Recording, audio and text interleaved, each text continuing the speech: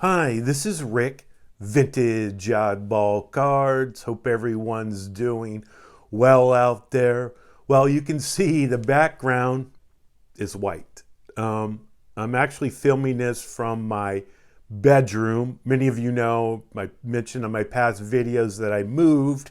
I don't have an office yet because it's just filled with boxes.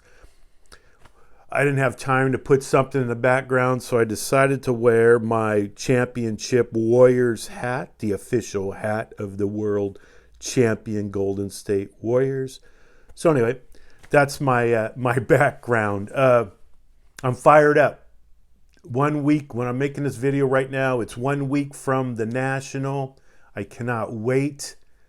Man, I'm flying in off the West Coast, San Francisco, plane flight at 11 p.m. Tuesday, arriving the next Wednesday morning, flying into Philadelphia, waiting for my buddy Don, Field of Dreams, to pick me up with a bunch of other guys and heading over to the Airbnb.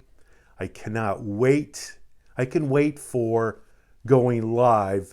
John Mangini threatened to film me in bed if I don't go live, so I'm stuck going live. We'll probably end up going live each night. It's just going to be a blast to meet and see everyone. I'm sure I'm going to pick up a card on the first day. I tend to always do at the National. I've learned my lesson that if you see something rare, and even if you have to pay a little overpay for it, it's probably not going to be there by the end of the weekend. So I will, I'm sure, pick something up to I guess hang around my neck or sleep with the next the days I'm there. But yes, so let's get to some cards here.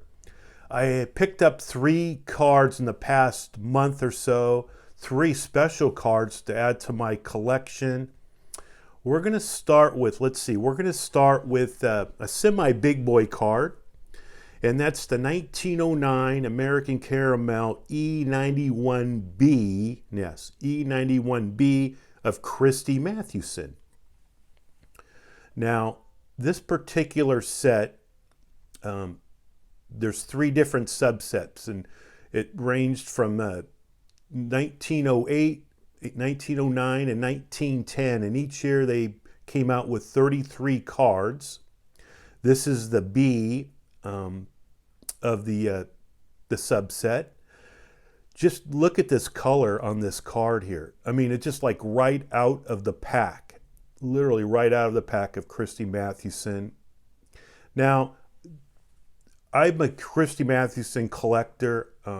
You would think maybe for those that collect Christy Mathewson that I would have this card already.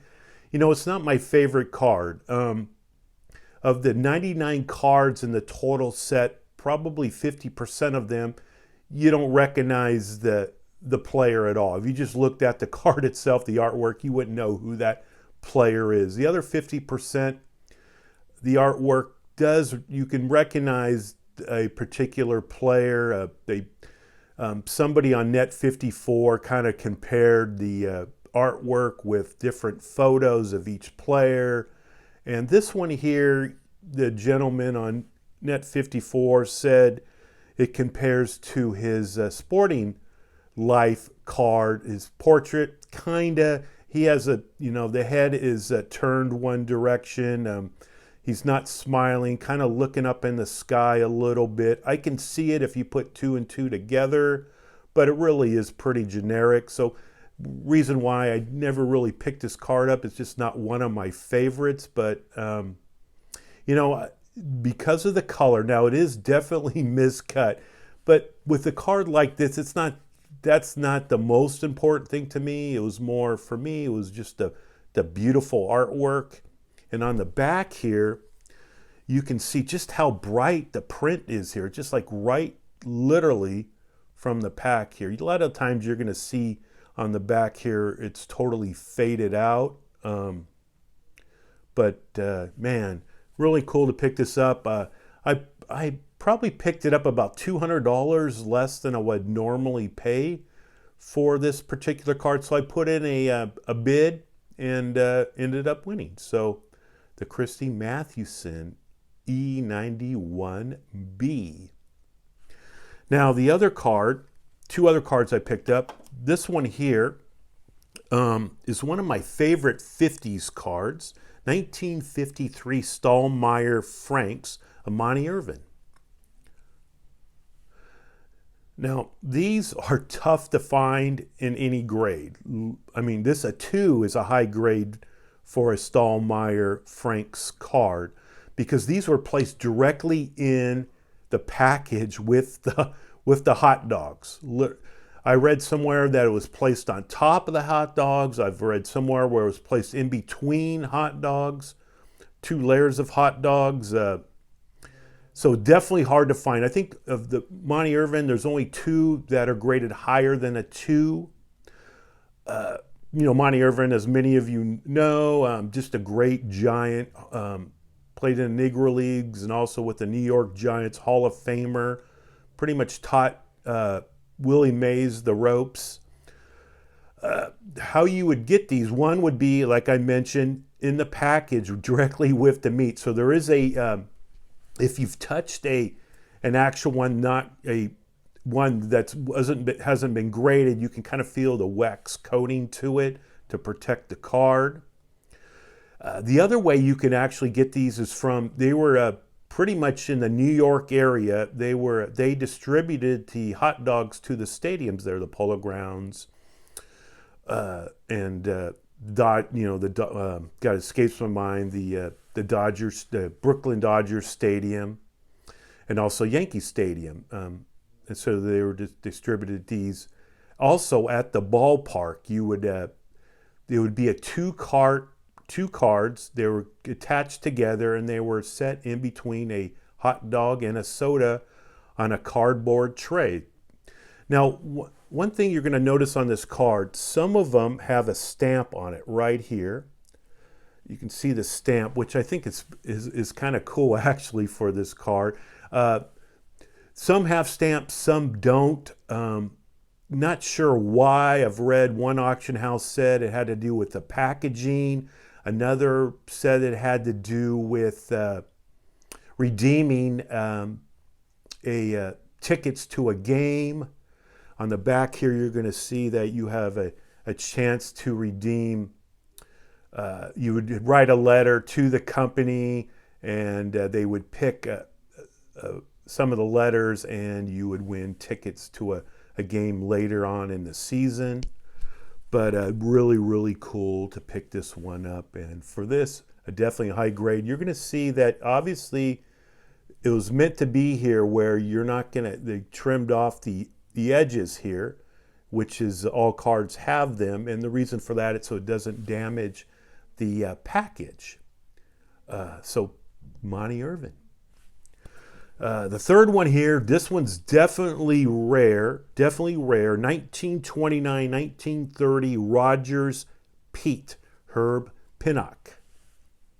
This was a clothing store in the New York, Boston area, a chain store, men's clothing store, boys clothing store.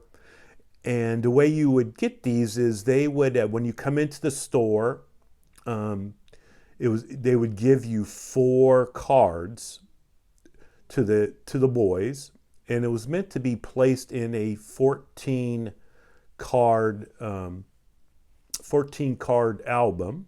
So a lot of them have on the back, you're going to see it's blank back. You're going to have all the the glue marks and so forth. But this one's definitely clean. I mean, the only reason this is a 4 and not a 7, 8, even a 9 is one of the corners here is slightly rounded, but I mean, just that's what the card is supposed to look like here. PSA's only graded 7 of these, again, because it was more of a regional thing in the New York, Boston area. So, again, kids would receive 4 cards. Now, the company itself, I read, it started in 1874, and and it basically folded in the 1980s. So I guess many of you who live in that New York, Boston area probably have heard of this company. Definitely wasn't in California. Now, Herb Pennock, many of you probably have never heard of Herb Pennock, but he's actually a Hall of Fame pitcher, pitched for the Yankees, 6-time World Series champ, one of the great left-handers of all time. Connie Mack said he started out with the Athletics and was sold to Boston. And Connie Mack said it was the biggest mistake of his life. He ended up playing for the powerful Yankees teams in the late 20s and 30s. Just a great pitcher and a Hall of Fame pitcher for the Yankees, Herb Pennock. So 3 cards. Again, fired up for the National. Hopefully I can pick up something really cool, another rare type card. There's a few Maze cards that I've mentioned to people. The Briggs meat, the Stahlmeyer. Now, the Stahlmeyer meat, he just does not have a 53 Stahlmeyer meat. He was in the military at the time, probably that's why. He does have a 54 Stahlmeyer meat. It was a 3-year issue, 53, 54, 55. I'm looking for the 54, which is very, very scarce and very expensive. But hey, Willie Mays, Christy Mathewson, those are my players. So hey, thanks for watching. Fired up for the National, and we'll see you live at the National next week. Thanks. Bye.